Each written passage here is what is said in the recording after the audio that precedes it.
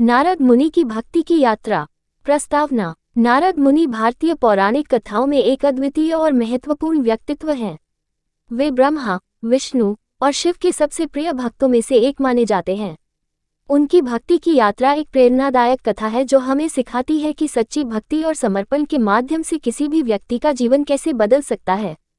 ये कथा एक साधारण बालक की भक्ति से लेकर एक महान ऋषि बनने की यात्रा की है। बाल्यकाल और पारिवारिक पृष्ठभूमि। नारद मुनि का जन्म एक ब्राह्मण परिवार में हुआ था। उनके पिता का नाम ब्राह्मण मुनि था, जो एक साधारण गांव के ब्राह्मण थे और धार्मिक कृत्यों में व्यस्त रहते थे। उनकी माता एक पवित्र और धार्मिक महिला थी। नारद मुनि का बचपन अत्यंत साधारण था, लेकिन उनके भीतर एक गहरी भक्ति और ज्ञान की लालसा थी। उनकी माता ने उन्हें भगवान के प्रति भक्ति और धार्मिकता की शिक्षा दी, और उनका जीवन शुरू से ही धार्मिक गतिविधियों में शामिल था। छोटी उम्र से ही नारद ने पूजा अर्चना, वेदों का अध्ययन और तपस्या में रुचि लेना शुरू कर दिया था। उनके पिता भी उनकी इस भक्ति की प्रशंसा करते थे और उन्हें प्रोत्साहित करते थे।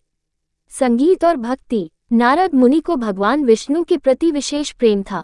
उन्होंने पाया कि भक्ति और संगीत एक दूसरे के पूरक हैं। नारद मुनि ने अपने जीवन को भगवान की भक्ति और संगीत के लिए समर्पित कर दिया। वे विभिन्न देवी देवताओं की स्तुति में गीत गाते और भजन गाते थे। उनका संगीत और भक्ति की गहराई ने उन्हें बहुत प्रसिद्ध कर दिया। वे एक बार भगवान विष्णु के दरबार में गए और वहां उन्होंने दिव्य संगीत प्रस्तुत किया। भगवान विष्णु उनकी भक्ति और संगीत से प्रभावित हुए और उन्हें आशीर्वाद दिया। ये घटना नारद के जीवन की एक महत्वपूर्ण टर्निंग पॉइंट थी, जिससे उनकी भक्ति की यात्रा को एक नया मोड़ मिला। तारांकन। धार्मिक शिक्षाएं और अनुभव। तारांकन। नारद मुनि ने कई धार्मिक शिक्षाएं प्राप्त की और वे देवताओं के साथ संवाद करने में सक्षम हुए।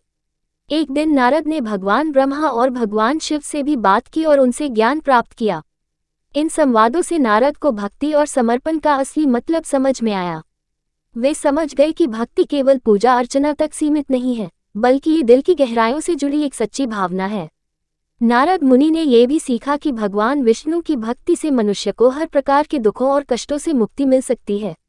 उन्होंने भगवान विष्णु के गुणों और लीलाओं को गहराई से समझा और उन्हें अपने जीवन में उतारने का प्रयास किया।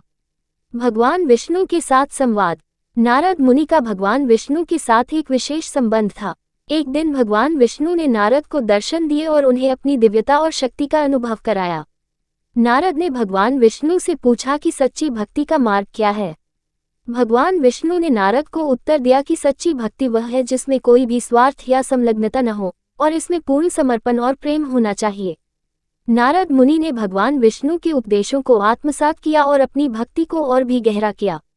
वे भगवान विष्णु की कथाओं और लीलाओं को सभी भक्तों को सुनाने लगे, जिससे कई लोगों ने भगवान विष्णु की भक्ति में अपना जीवन समर्पित किया।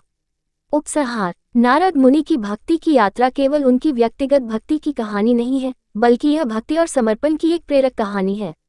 उनकी कथा ये सिखाती है कि सच्ची भक्ति में न केवल पूजा और अर्चना शामिल है, बल्कि ये दिल की गहराइयों से जुड़ी एक सच्ची भावना है। नारद मुनि की भक्ति और समर्पण ने उन्हें एक महान ऋषि बना दिया और उनकी कथा आज भी भक्तों के लिए प्रेरणा का स्रोत है। उनकी जीवन यात्रा ये दर्शाती है कि भक्ति और साधना के माध्यम से किसी भी व्यक्ति का जीवन बदल सकता है। नारद मुनि की भक्ति की यह कहानी आज भी उन लोगों के लिए एक आदर्श है जो अपने जीवन में सच्चे